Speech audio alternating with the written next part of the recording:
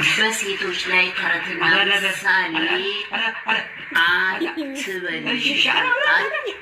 ተረትና ስሚ፣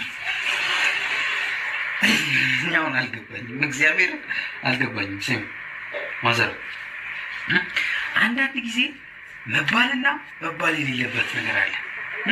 አሁን ይሄ ተረትና ምሳሌ ተብሎ ለምን እንደተባለ አልገባኝም። ሰሚኝ አንዴ ስምናል ባቡ ተበናት ስቲኛው እየሰራው ነው። እሺ ስሚኝ፣ እግዚአብሔር አንዴ ስሚኝ፣ አንድ ጊዜ እግዚአብሔር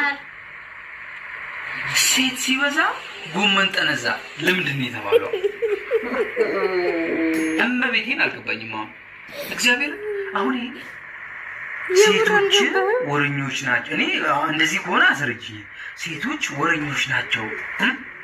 ሴቶች ከበዙ ከተሰባሰቡ በወሬ ተጠምደው ጎመኑን ረስተው